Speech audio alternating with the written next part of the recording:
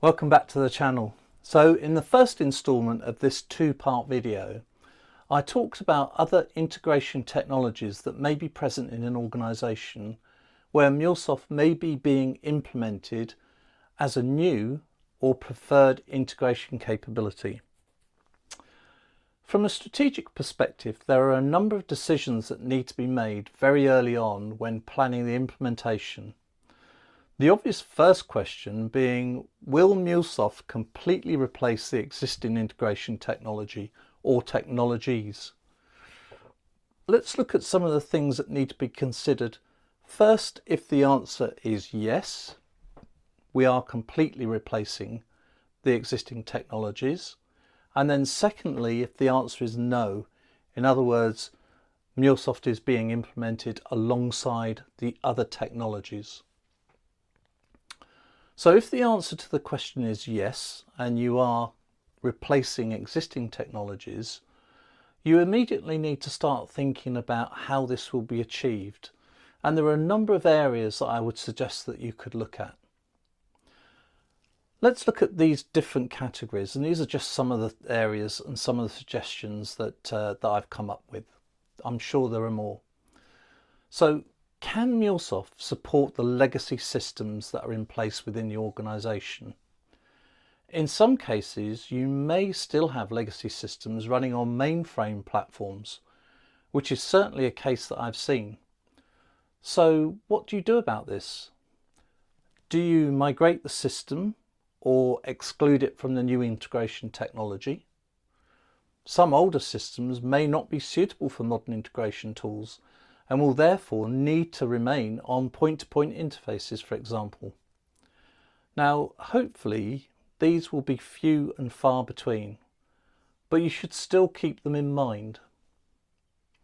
Now, business process alignment is important. In existing integration technologies, they are often deeply entwined with core business processes and workflows. Replacing these technologies may require re-engineering or restructuring existing business processes to align with the new integration capability. This can often involve significant organizational change, and you may well encounter resistance from stakeholders. We'll talk more about that later. Now, one of the other elements that we're going to have to look at is skills gap. There can be no doubt that adopting MuleSoft technology is going to require either training of existing staff, hiring personnel with the necessary skills and expertise to design, implement and maintain the new platform, or a combination of both. The real question here with replacing the current integration technologies is the suitability or willingness of the existing staff to be trained in the new technology. You need to be prepared, at least in theory, for anywhere between reluctance to change right through to departure of staff to other organisations using the technology that they are familiar with. Now, obviously that can then lead to disruption to business operations. Replacing existing integration technologies will result in some level of disruption to the existing business processes and operations, and therefore any changes need to be carefully planned to mitigate the risk of service interruptions. Now, inevitably there will be costs and resource implications.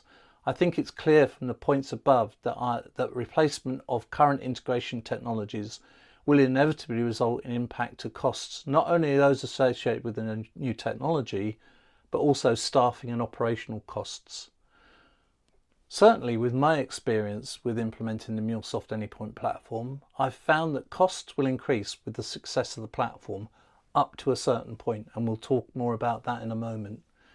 However, this is an incredibly important point to raise. Costs should also take into account the benefits in order to understand the total cost of implementation.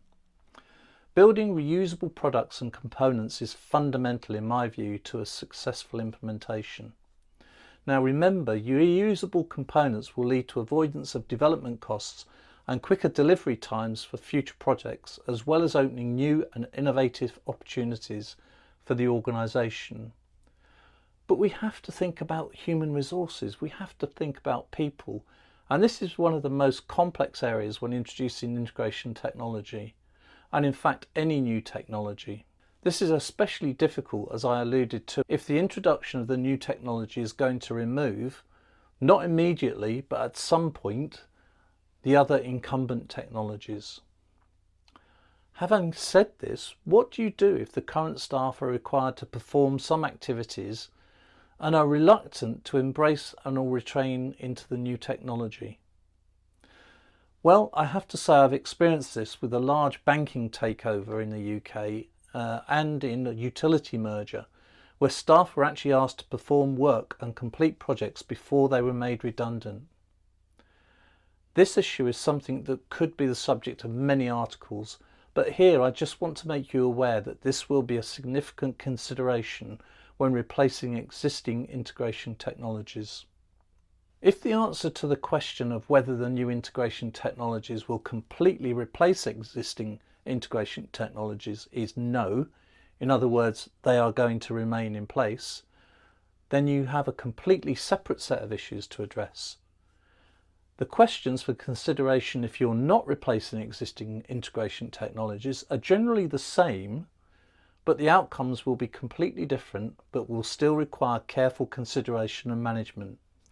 So let's look at the same categories of questions as above and what it means in this context.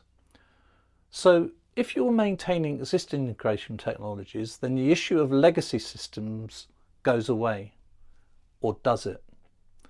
The longer legacy systems are maintained, the more expensive they can get, and therefore the question still remains around costs of not only maintaining the current system, but also maintaining the current integrations. In one view, this problem may be deferred rather than resolved, which could make it even worse in the future. For business process alignment, the current business processes could remain. However, the questions then revolve around whether the new integration technology can work with these existing processes and even enhance them, or will a completely new set of business processes be required which will sit alongside the existing processes? Will this make business processes more difficult to maintain and increase costs, or is this just an additional cost of the new processes? Now, skills gap. With this section, the skills gap is now limited to the skills required to design, implement and maintain the new technology. But what if the existing staff want to retrain and use the new technology? Will they feel threatened by its introduction, and will they want to embrace it? The challenge here may actually be new technology envy. Beware, because envy may lead to negative feedback on the new technology. Now, business operations. By adding additional capabilities in the form of new integration technology, the challenge is to identify where the new technology should be used and where the old integration technology should remain. As an example, you may have one area of the business which is of critical importance but is comfortable with the existing technology and does not want to move to the new technology. Do you leave them to carry on as they were and never use the new integration technology in this area? Or do you try and build a migration plan? If there is a requirement to work with the current integration teams, how will this work? Will each team embrace the other and form a constructive relationship to the benefit of the organisation, or will there be a strained relationship? Each organisation will have to find their own answers. But of course, we need to think about resources and costs. And the big issue with costs and resources raised by keeping the old and new technology is the probably significant cost of maintaining a number of technologies and platforms that, in business terms at least, provide the same function. One of the questions here would be, why are you bringing in the new integration technology when you already have one or more in place? Maintaining numerous technologies and their associated platform and specialised staff is a very expensive option and would need to be clearly justified. And so if the existing technologies are to remain, then no one is made redundant. Happy days.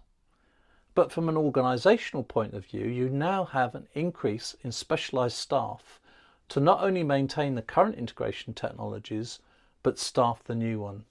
There will inevitably be training costs and recruitment costs in some form, whether these be new permanent employees to the organisation or some form of third-party outsourcing. If multiple technologies are remaining, costs will inevitably increase. So in this article, I hope I've highlighted some of the key strategic questions that will arise when you're introducing new integration technologies, such as the MuleSoft AnyPoint platform, into an organisation. These are very high-level questions, and much more detail is provided in the MuleSoft Catalyst methodology and the delivery approaches provided within the Catalyst knowledge base. Now, I can't give you answers. I mean, I have been through this MuleSoft implementation path.